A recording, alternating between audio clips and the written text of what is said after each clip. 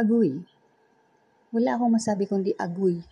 Kita niyo yan? Kita niyo yung tanim na yan? Actually, hindi ko siya tanim. Tumubo lang siya dyan sa tabi ng gate na para siyang puno. Tapos yung dahon niya, mas malapad siya pa kesa sa palad ko. Tapos medyo may kakapalan. Sorry, nabulol si ante. Pero ayun na nga, nakakapanghinayang lang. Kasi ang lapad ng dahon nila, tapos nakakamangha kasi ganun nila kabilis naubos ang dahon kahit ang lalapad na nila. Tapos ang liliit lang nila, no? Ang lalapad ng dahon, tapos ang liliit lang nila. So, iniisip ko kasi ba na ba to, kaya ayaw kong tanggalin. Kasi pag ba na ba to, beneficial siya para doon sa sa mga tao may diabetes. So, magandang supplement siya. Ganyan sila o nagwi-wiggle sila pag may naririnig na sound, may kumahal na aso, may dumaan na tricycle, or i-open lang ang gate. Sabay-sabay silang naggaganyan, nagwi-wiggle, parang sumasayaw, nakakatawa, pero hindi sila nakakatuwa. Kasi ayan, ginawa nila sa halaman na yan. Hoping lang na tumubo agad ang dahon. Tubuan ng bagong dahon dahil tag-ulan naman na. So, yun, hinihintay ko lang siyang mamulaklak para ma-confirm ko kung ba na ba nga siya. So, ayun, nakakamangha lang na sa lapad ng dahon nila, nagawa nilang ubusin yan in a week. Kasi ang dami talaga nila. Ito siya, ganyan kalaki. Parang dalagita siya. Kasi meron pang mas mature, mas malaki dyan sa ano, yung black talaga yung color niya. Tapos may red yung ulo. Siguro yung paano na siya, pa na stage. Ito, parang dalaga stage niya. So yun.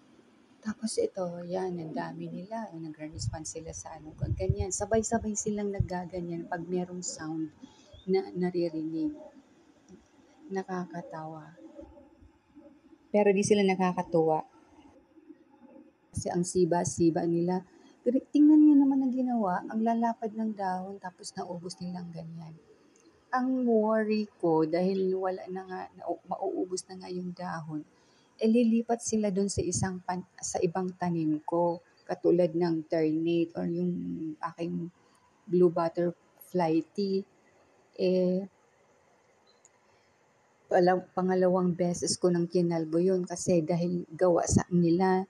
Kasi akala mo harmless sila kasi nag-start sila doon sa ilalim ng dahon.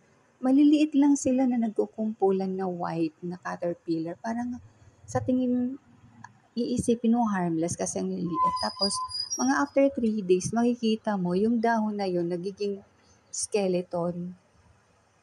Nakikita yung mga maliliit na stem, tapos ayun, kakainin na nila to. Tapos ito na nga, ito na nang nangyari. So, yung iba nga pinatay ko na, sorry.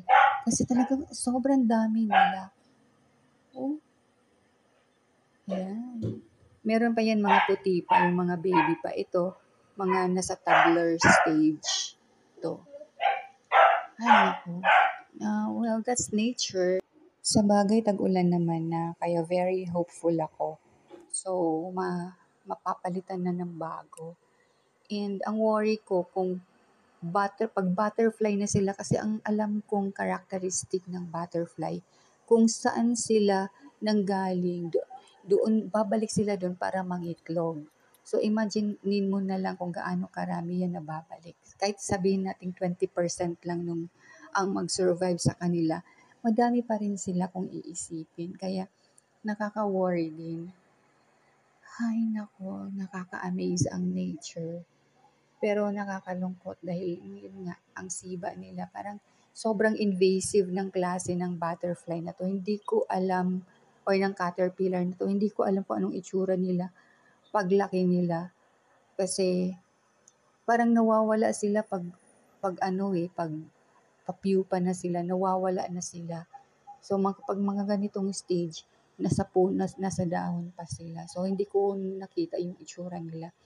Gustong-gusto ko ng butterfly. Actually, pag nakakita ako ng caterpillar, kinukulambuan ko yung tanim para proteksyonan yung mga caterpillar kasi ang daming ibon dito na kumakain.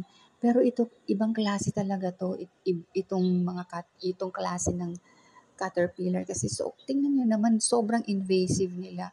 Ang bilis-bilis nilang naubos itong puno. Ayan, paulan na, kaya babay na. Thanks for watching.